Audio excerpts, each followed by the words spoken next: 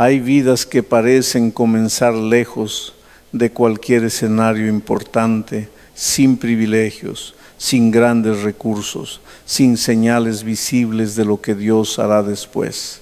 Así comenzó la historia de Alejandro Bullón. Nació en 1947 en Jauja, Perú, dentro de una familia humilde formada por sus padres Alejandro y Domitila y 9 hijos. No era un hogar rico, pero sí era un hogar lleno de amor. Su padre trabajaba como minero en las alturas de Morococha. Pasaba largos periodos fuera de casa y regresaba al final del mes para llevar el sustento a la familia. Su presencia era esperada con alegría. Antes de salir dejaba tareas para los hijos y prometía regresar para revisar si habían cumplido. Muchas veces los niños dejaban todo para el último momento, hasta que un día ocurrió algo inesperado. Por un problema en la mina, el padre regresó antes de tiempo y encontró la realidad. Nada estaba listo. Aquella experiencia quedó grabada en la memoria de Bullón y años después le recordaría una verdad espiritual. No sabemos exactamente cuándo llegará el momento en que tendremos que rendir cuentas de nuestra vida. Su padre no era todavía un hombre entregado a Cristo. Durante muchos años resistió el Evangelio. Sin embargo, Bullón lo recuerda como un hombre extraordinariamente honesto, puntual y lleno de principios. Nunca impidió que sus hijos siguieran a Dios. Con el tiempo entendió que la iglesia podía ser una protección para ellos, pero decía, eso es para ustedes, no es para mí. Muy diferente era la experiencia de su madre. Domitila era una mujer sencilla, con poca educación formal, pero con una fe profunda. Había aprendido a leer prácticamente a través de la Biblia. Su deseo era sencillo, quería leer para conocer la palabra de Dios. La fe llegó a su vida de una manera aparentemente pequeña. Un hombre que llevaba leche diariamente a la casa le explicó que el sábado era un día especial para él porque así lo enseñaba la Escritura. Domitila quedó sorprendida, no conocía aquella enseñanza. Entonces aquel hombre abrió la Biblia y le mostró lo que estaba escrito. Al día siguiente él y su esposa llegaron para ayudarla con los niños y acompañar a la familia a una pequeña congregación. Bullón tenía alrededor de 4 años.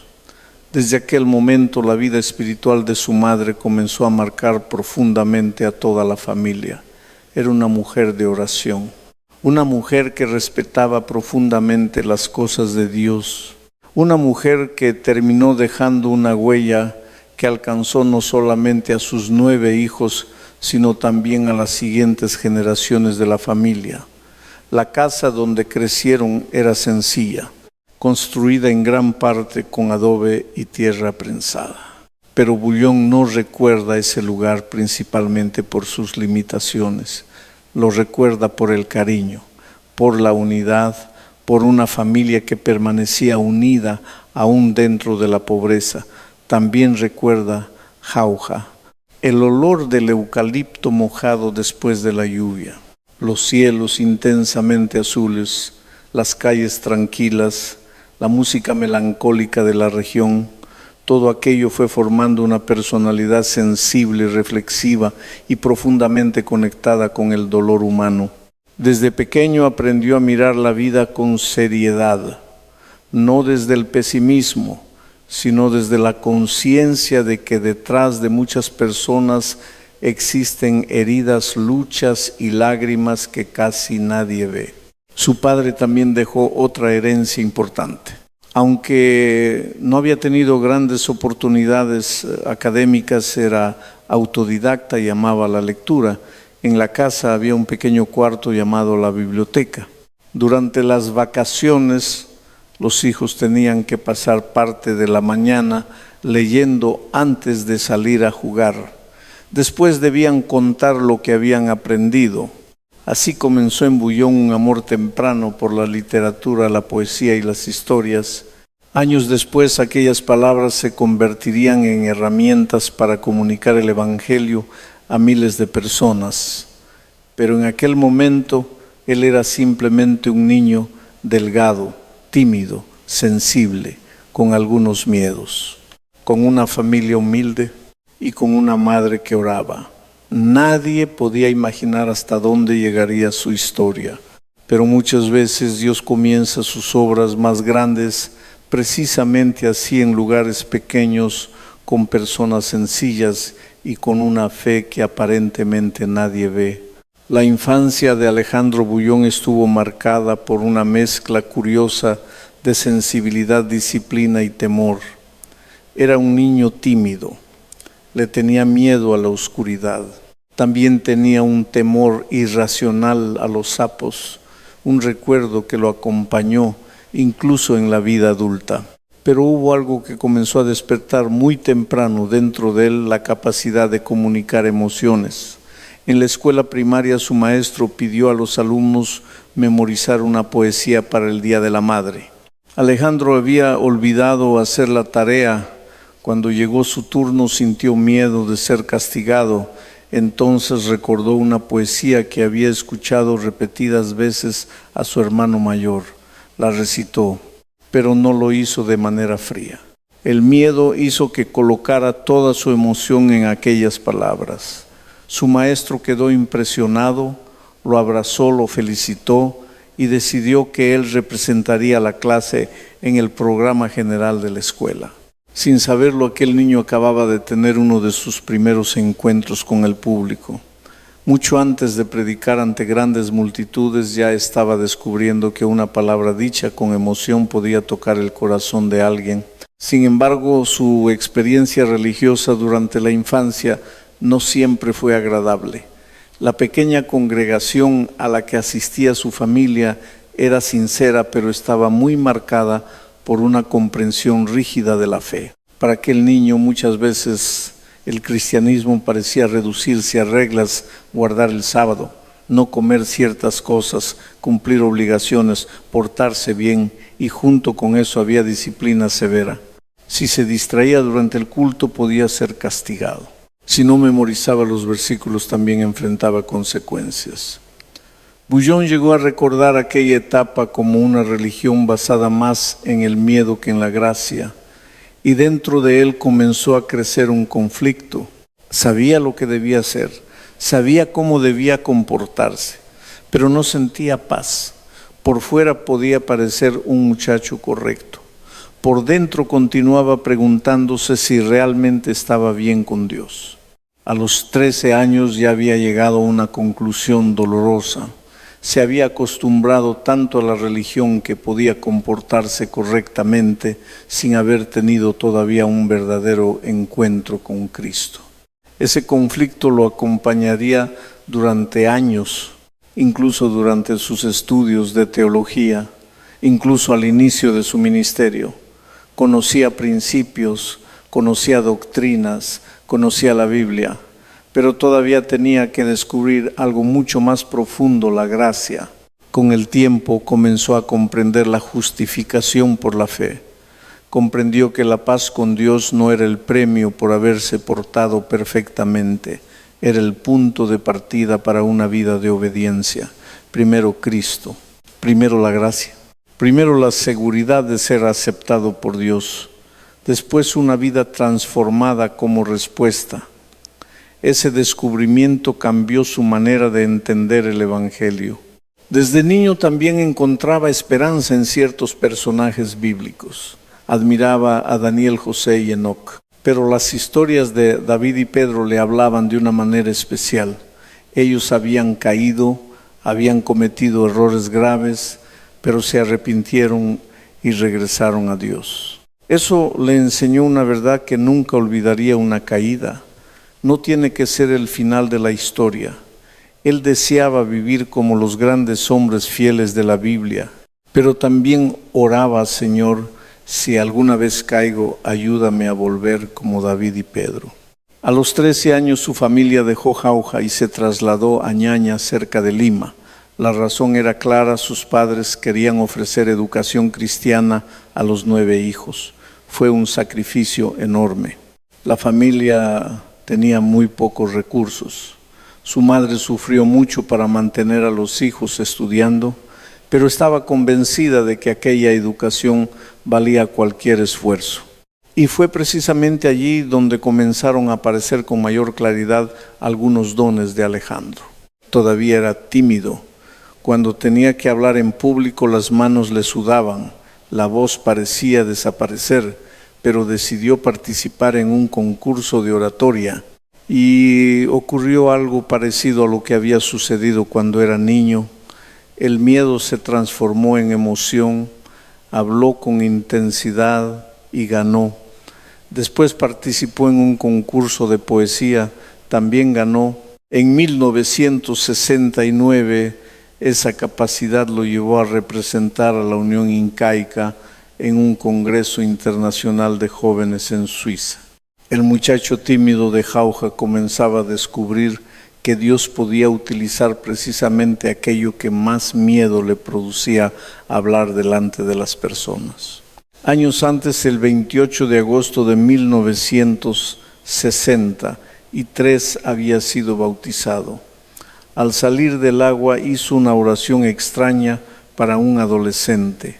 Le pidió a Dios que le quitara la vida en ese momento porque pensaba que así moriría completamente limpio y salvo. Dios no respondió a aquella oración de la manera que él esperaba. Y con el tiempo Bullón comprendería por qué.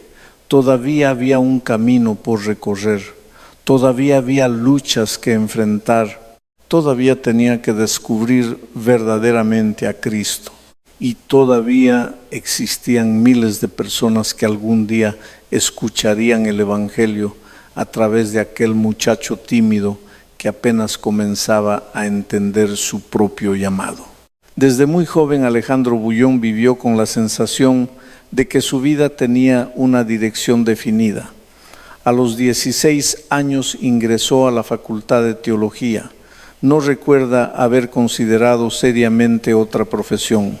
Desde pequeño se imaginaba como pastor, pero aquella vocación también tuvo un precio.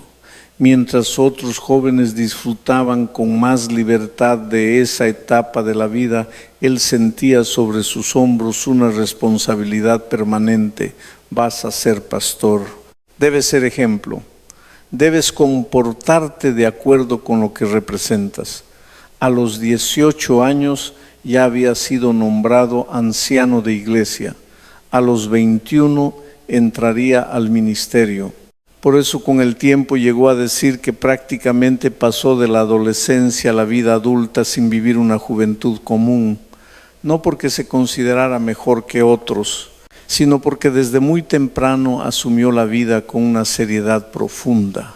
Pero estudiar teología no significó que ya tuviera todas las respuestas. Al contrario, años después reconocería algo importante: su comprensión más profunda de Cristo no nació simplemente en las aulas. Nació también en sus derrotas, en sus frustraciones, en sus momentos de soledad, en la conciencia dolorosa de que el conocimiento religioso no era suficiente para transformar el corazón. Poco a poco comenzó a comprender: yo no puedo hacerlo todo, necesito a Cristo. Ese descubrimiento sería decisivo para su ministerio. El 22 de diciembre de 1969 llegó el día de su graduación, pero había un problema. Muchos de sus compañeros ya habían recibido llamados para comenzar a trabajar, él no. Y mientras la ceremonia avanzaba, una pregunta ocupaba su mente: ¿qué voy a hacer ahora? Había estudiado para ser pastor, había construido su vida alrededor de ese sueño, pero no tenía ningún lugar al cual ir. Entonces recordó un sobre que había recibido la noche anterior. Pensó que era simplemente otra comunicación administrativa de la iglesia y lo había guardado en el bolsillo. Durante la ceremonia decidió abrirlo. Leyó el contenido. Era su llamado. En ese instante cambió su expresión.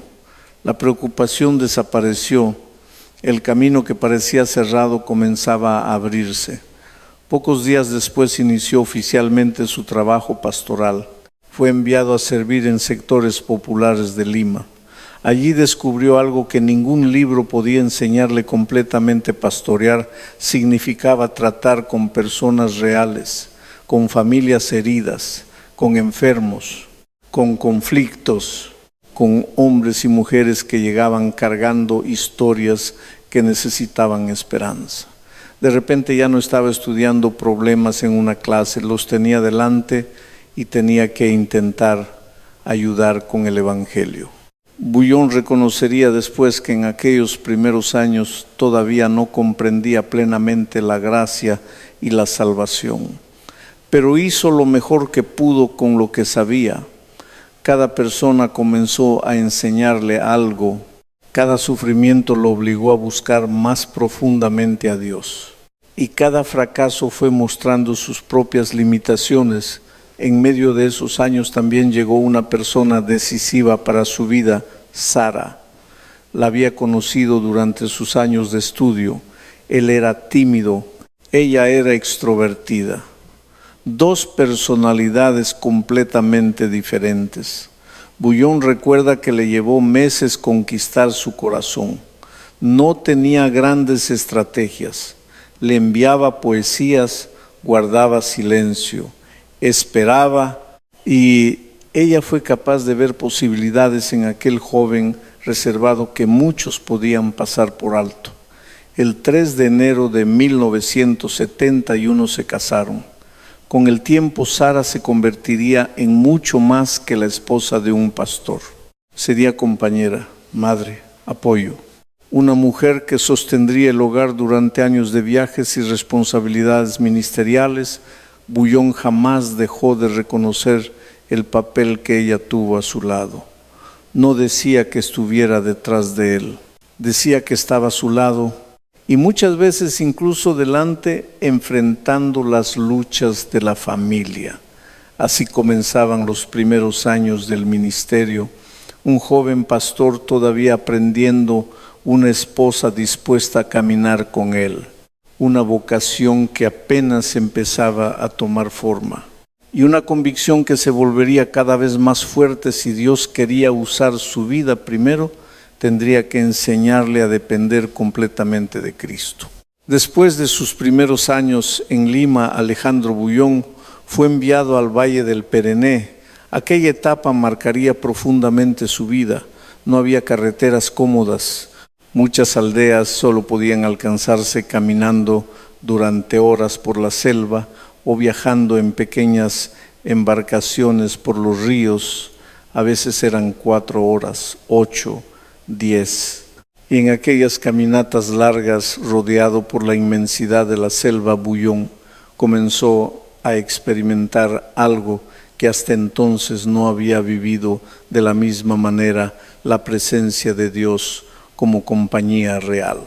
No había muchas personas a su alrededor, no había grandes auditorios, no había reconocimiento, solo caminos difíciles, aldeas pequeñas y la necesidad de depender de Dios.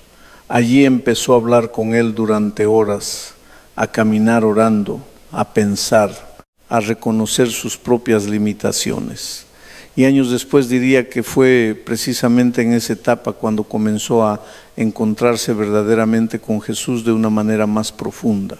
También aprendió a amar a la gente a la que servía. Las comunidades indígenas dejaron de ser simplemente parte de una misión pastoral, se convirtieron en personas queridas, familias, amigos, hermanos. Cuando llegó el momento de despedirse, uno de los líderes de una aldea le dijo algo que nunca olvidaría. Le pidió que si moría antes del regreso de Cristo, su familia llevara su cuerpo nuevamente allí. Bouillon preguntó por qué. La respuesta fue sencilla: porque en el día de la resurrección queremos ser los primeros en abrazarlo. Para él, aquellas palabras confirmaron que esos años habían valido la pena. No había construido una carrera, había construido relaciones, pero todavía había luchas personales que Dios debía trabajar. Una de ellas era el fútbol. Bouillon amaba jugar. Llegó a involucrarse tanto que aún siendo misionero Participaba en un campeonato organizado sin que sus superiores lo supieran. Cuando finalmente lo descubrieron, las consecuencias llegaron. Su ordenación pastoral fue postergada. Para él fue doloroso. Se sintió incomprendido. Pensaba que cumplía bien sus responsabilidades y que podía mantener ambas cosas. Pero con el tiempo reconoció que algo no estaba bien. Aquel momento se convirtió en una confrontación personal. Se arrodilló, lloró, pidió a Dios fuerzas para ordenar sus prioridades. Y poco a poco aquello que antes dominaba gran parte de su atención perdió el poder que tenía sobre él. La experiencia le enseñó otra lección que después repetiría muchas veces: Dios no solamente utiliza nuestros talentos, también trabaja nuestras debilidades. Después de esa etapa pasó a dirigir el Ministerio de Jóvenes en la Asociación Peruana Central y cuando menos lo esperaba llegó otro llamado Brasil. Para alguien nacido en un hogar humilde de Jauja, aquello parecía enorme, un país diferente, otro idioma, otra cultura, otra manera de trabajar. Bullón no interpretó aquel llamado como resultado de su propia importancia, lo vio como dirección de Dios. Más tarde descubriría que un dirigente había leído un artículo suyo sobre trabajo juvenil y decidió invitarlo. Una pequeña publicación terminó abriendo una puerta que él jamás había imaginado, y así llegó a Brasil. Pero no llegó pensando que tenía todas las respuestas. Llegó con una actitud que se volvería esencial en su ministerio: aprender primero. Cuando se reunió con los jóvenes no comenzó diciendo: voy a enseñarles cómo deben hacer las cosas. Les dijo: enséñenme, vamos a trabajar juntos. Para Bullón ese sería uno de los secretos más importantes del liderazgo: no llegar imponiendo, llegar escuchando, no presentarse como alguien superior. Llegar dispuesto a aprender, porque la humildad abre puertas que el orgullo cierra. Con los años Brasil terminaría convirtiéndose en una parte inseparable de su historia. Pero todo comenzó de manera sencilla: un pastor peruano, una familia joven, un llamado inesperado y la disposición de caminar hacia un lugar desconocido, confiando nuevamente en que si Dios abría la puerta también mostraría el camino. Así continuaba formándose su ministerio, no solamente con éxitos, también con correcciones, con errores, con aprendizajes, con cambios de dirección y con una certeza que cada vez se hacía más fuerte. Cuando Dios tiene un propósito, incluso nuestras limitaciones pueden convertirse en parte del proceso de preparación. Brasil terminó siendo mucho más que un destino temporal para Alejandro Bullón. Cuando llegó pensaba permanecer apenas algunos años, pero aquel país acabaría convirtiéndose en su hogar, en el escenario de gran parte de su ministerio y en el lugar donde crecería su familia. En 1975 nació su segundo hijo, Rubén David.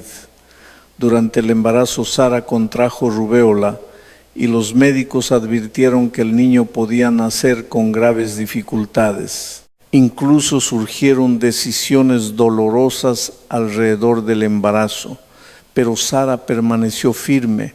Creía que debía seguir adelante y confiar en Dios.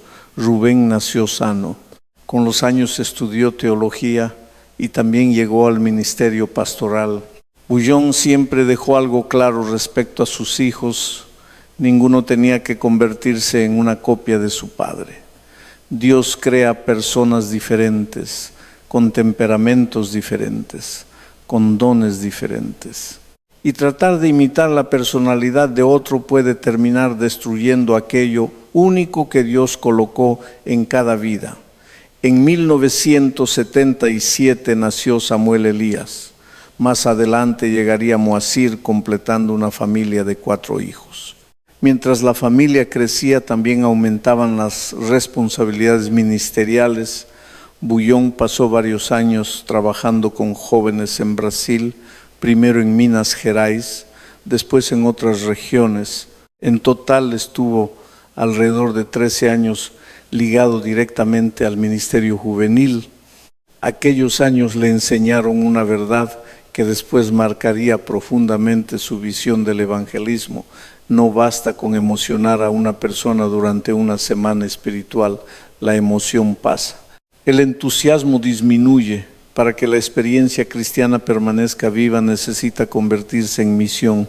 Las personas tienen que participar, servir, buscar a otros, compartir aquello que encontraron en Cristo.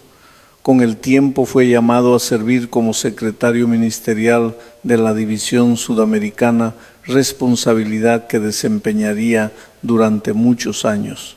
Su trabajo ahora incluía acompañar a pastores, escucharlos, enseñar, predicar, animar a hombres que también tenían luchas personales.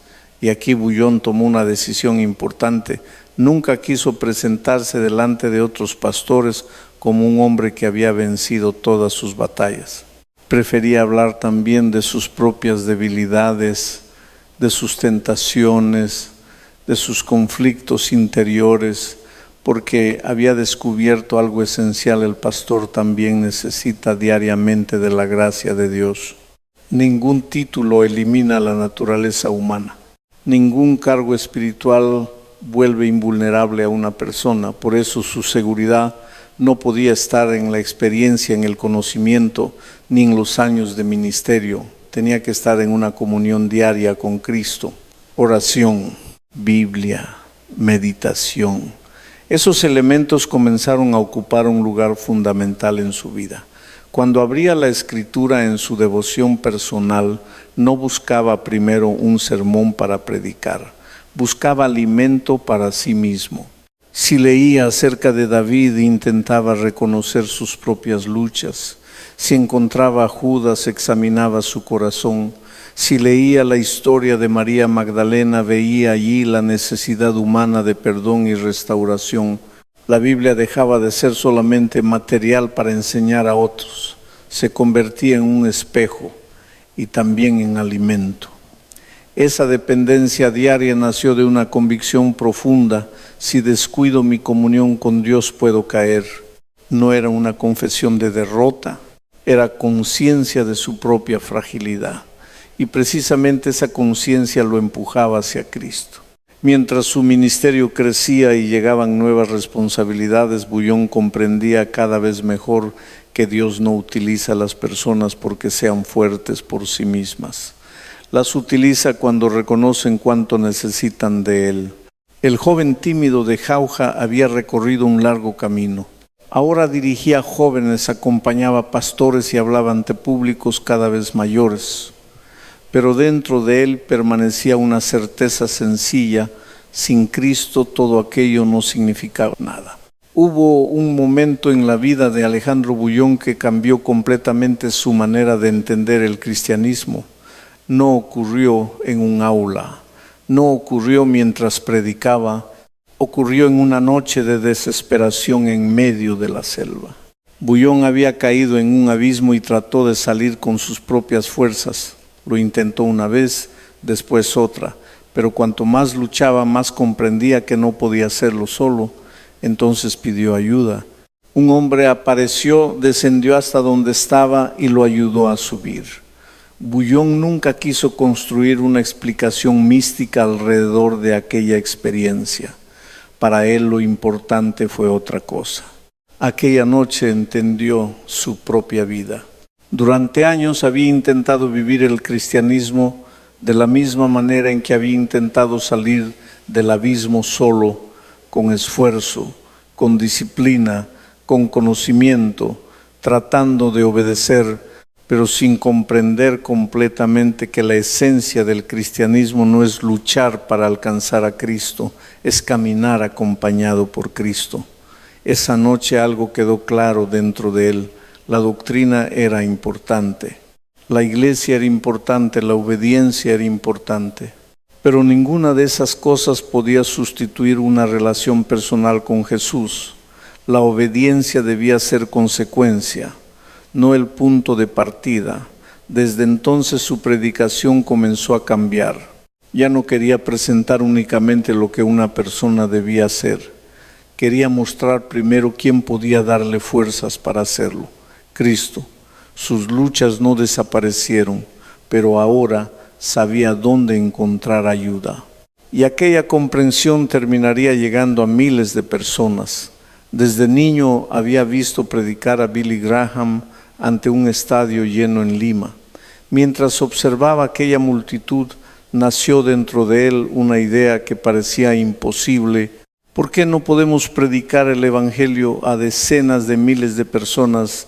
Durante años ese sueño permaneció guardado, hasta que trabajando con jóvenes en Brasil comenzó a comprender que el entusiasmo espiritual necesitaba transformarse en misión.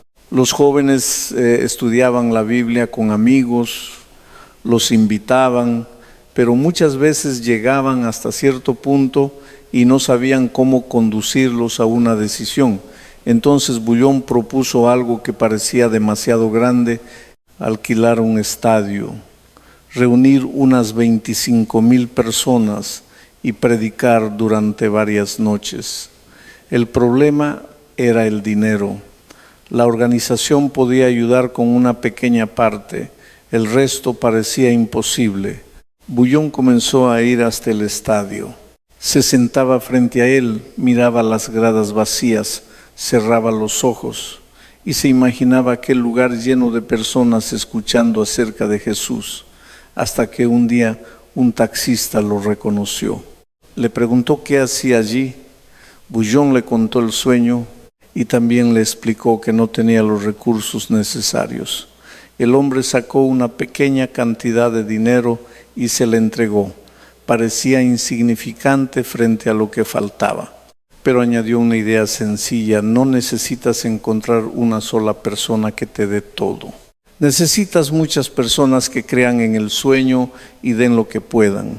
Aquella frase abrió sus ojos.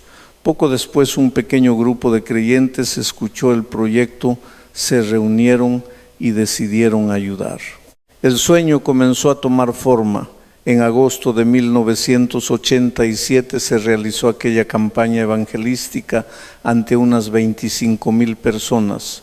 Cuando Bullón subió para predicar, no se sintió como un gigante, tembló. Las manos le sudaban. El muchacho tímido de Jauja seguía allí, pero después de los primeros segundos ocurría algo que él describía de una manera sencilla: el miedo desaparecía y sentía que Dios lo utilizaba. Con los años vendrían auditorios todavía mayores, campañas en distintos países, estadios con decenas de miles de personas, radio, televisión, transmisiones por satélite. Pero Bullón insistía en algo: él nunca veía una multitud.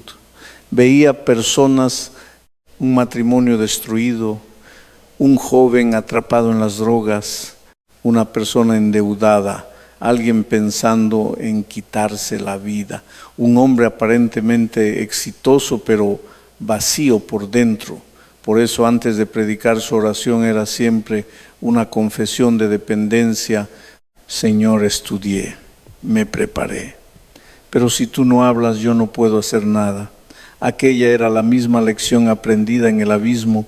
Primero había tratado de salir solo, después comprendió que necesitaba una mano, y ahora delante de miles de personas seguía reconociendo lo mismo: sin Cristo el instrumento no puede hacer nada. Tal vez por eso su mensaje comenzó a llegar tan lejos, no porque hubiera dejado de sentir miedo, sino porque aprendió a no depender de sí mismo. El muchacho tímido continuaba existiendo, pero ahora sabía en quién confiar. Cuando la televisión llegó a la vida de Alejandro Bullón, el alcance de su ministerio cambió por completo, pero al principio estar frente a una cámara no fue natural. La primera vez sintió incomodidad, se veía rígido, los ojos se abrían demasiado, la cámara parecía una barrera. Entonces tomó una decisión sencilla: dejar de pensar que delante de él había una máquina.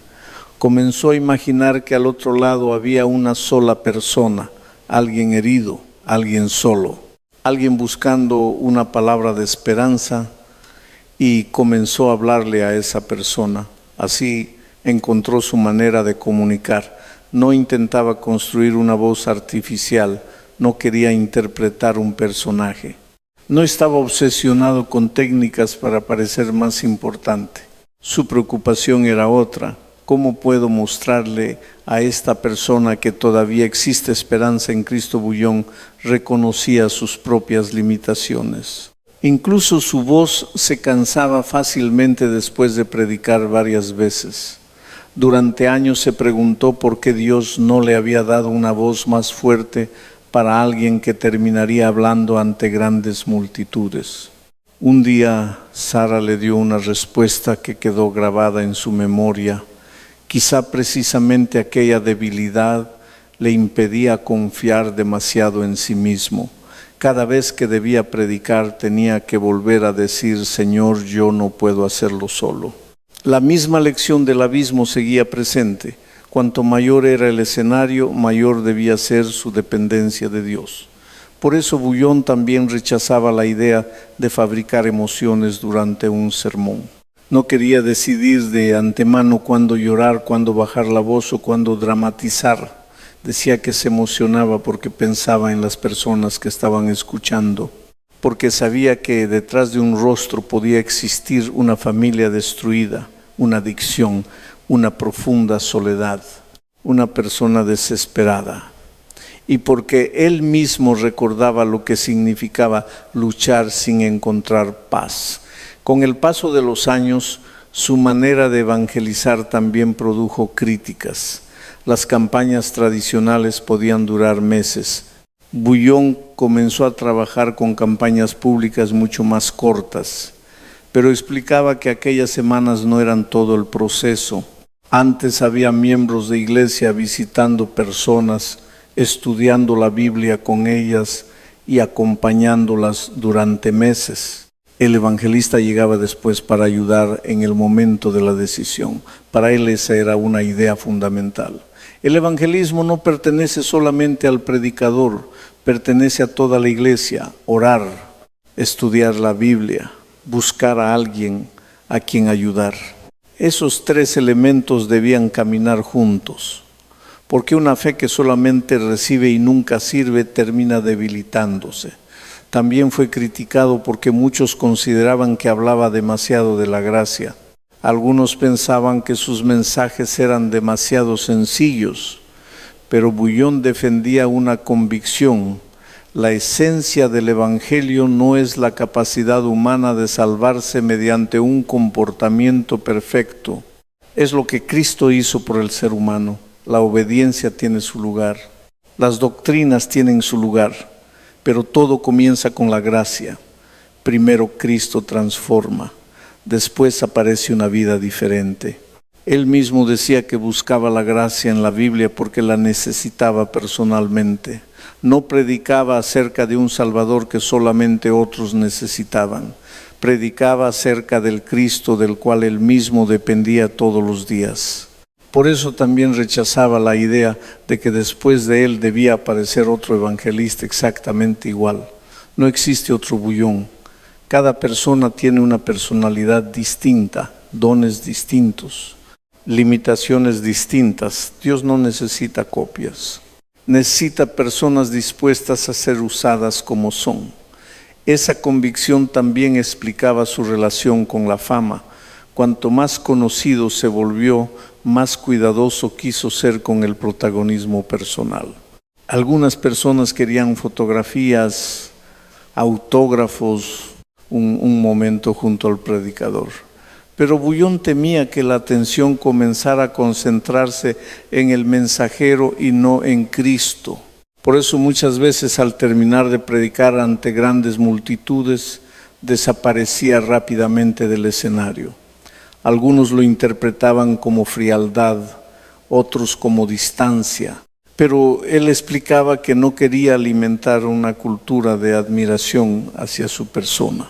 Su objetivo era levantar a Jesús y después apartarse Era consciente de que el cariño de miles de personas podía convertirse en una tentación peligrosa si comenzaba a disfrutar demasiado del reconocimiento. Prefería conservar una vida sencilla, escuchar personalmente cuando podía, leer las cartas que le enviaban, orar por los pedidos que recibía y continuar recordándose: yo soy solamente un instrumento. Porque al final para Bouillon ni los estadios, ni la televisión, ni los libros, ni el reconocimiento constituían el centro del ministerio. El centro seguía siendo el mismo que había descubierto años atrás en aquella noche de la selva Jesús. Si Cristo desaparecía del centro, todo lo demás podía convertirse simplemente en espectáculo. Pero mientras Él permaneciera allí, una cámara, un estadio o una sencilla conversación podían convertirse en una oportunidad para alcanzar un corazón. Después de décadas de ministerio llegó el momento de hablar del retiro. Pero para Alejandro Bouillon, jubilarse no significaba dejar de predicar. Significaba salir de una estructura administrativa, dejar horarios, reuniones, agendas, responsabilidades institucionales, pero no abandonar el llamado. Lo expresó con claridad: mientras tuviera vida y voz seguiría anunciando a Cristo. Después de tantos años todavía tenía sueños, nuevos lugares, nuevos proyectos, países donde quería predicar. Incluso imaginaba utilizar nuevos formatos para alcanzar personas que jamás entrarían voluntariamente a una iglesia, porque seguía creyendo que Dios podía abrir caminos inesperados. Pero al mirar hacia atrás, Bouillon no veía una carrera perfecta. Veía gracia, también veía errores. Reconocía que muchas veces había fallado.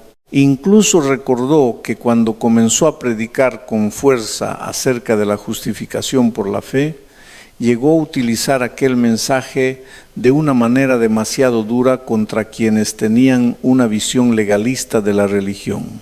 Con los años comprendió la contradicción. ¿Cómo podía predicar un mensaje de gracia sin gracia? ¿Cómo podía hablar del amor de Cristo hiriendo a quien pensaba diferente? Por eso reconocía que había personas a las que hubiera querido hablar con más amor.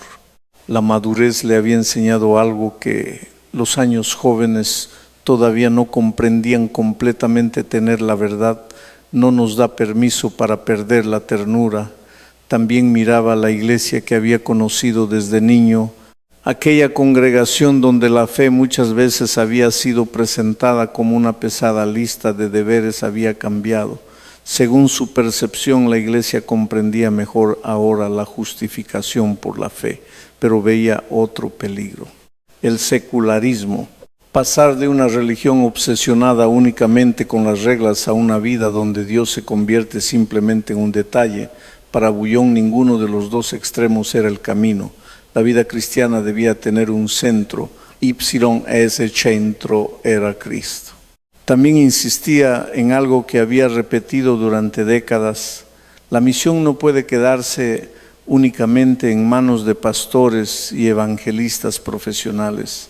Cada creyente necesita orar, estudiar la Biblia y llevar esperanza a otra persona. Para él, compartir la fe no era simplemente una obligación institucional, era parte del crecimiento espiritual.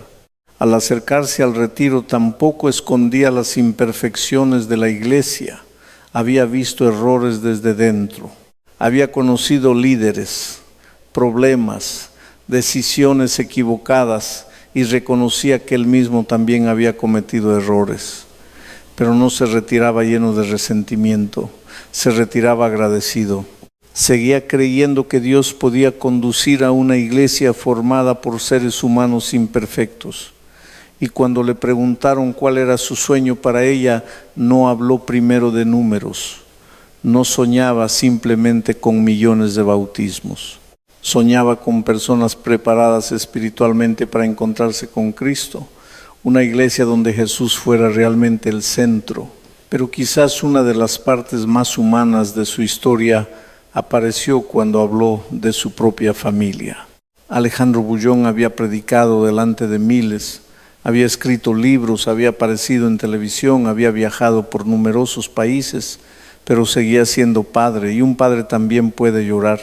2 de sus hijos atravesaron momentos difíciles y tuvieron que enfrentar consecuencias dentro de la iglesia. Alguien llegó a escribirle diciendo que aquello demostraba que su evangelio no funcionaba. La respuesta de Bullón fue profunda. El evangelio que predicaba no era suyo, era de Cristo. Y nunca había prometido que seguir a Jesús significara no caer jamás. Su mensaje era otro: si caes, no permanezcas en el suelo. Levántate, regresa. Toma nuevamente la mano de Cristo. Continúa caminando. Cuando uno de sus hijos llegó llorando para contarle su fracaso, Bullón tuvo que decidir qué tipo de pastor sería en aquel momento. Podía ser el evangelista preocupado por su reputación o podía ser padre. Eligió extender la mano, oraron juntos. Su hijo habló con el pastor de su iglesia y recibió disciplina, pero también amor. Tiempo después, ya restaurado, volvió a servir activamente. Aquella experiencia llevó a Bullón a recordar algo que muchas veces olvidamos cuando vemos a alguien sobre una plataforma. Detrás del predicador existe un ser humano. Un hombre puede predicar delante de 10,000 personas mientras por dentro lleva el corazón quebrado. Puede sonreír delante de una cámara y después regresar a una habitación para llorar. Puede hablar de esperanza mientras también está aprendiendo a vivirla. Por eso, al final de aquella larga entrevista, cuando le preguntaron cómo le gustaría ser recordado, no pidió que hablaran de los estadios, ni de los libros, ni de la televisión, ni de las multitudes. Quería algo mucho más sencillo: ser recordado como un siervo de Dios, un hombre que aprendió a depender de Él. Esa quizás sea la mejor manera de resumir su historia. El niño pobre de Jauja, el muchacho tímido que temblaba delante del público, el estudiante que conocía la religión antes de comprender plenamente la gracia, el misionero perdido en la selva que descubrió que no podía salir solo, el evangelista que llegó a hablar ante multitudes, el padre que también conoció lágrimas, el hombre que llegó al final de su carrera ministerial reconociendo que seguía necesitando a Jesús cada día. Su historia no habla de un hombre que nunca cayó, habla de alguien que descubrió dónde levantarse. No habla de alguien sin debilidades, habla de alguien que decidió entregar sus debilidades a Cristo. Y quizá esa sea también la lección para nosotros. Dios no está esperando personas perfectas, está buscando corazones dispuestos, personas capaces de decir: Señor, esto soy, con mis dones, con mis temores, con mis errores, con mis heridas. Úsame, porque cuando una vida se coloca realmente en las manos de Dios, nadie puede saber hasta dónde llegará su influencia. Alejandro Bullón comenzó en un hogar humilde de Jauja. Décadas después su voz había cruzado fronteras, pero al final él mismo resumía todo de una manera mucho más sencilla. No fue el hombre, fue Dios usando al hombre. Y ese era el legado que quería dejar. No que la gente recordara a Alejandro Bullón, sino que al recordar su historia pudiera mirar hacia Cristo.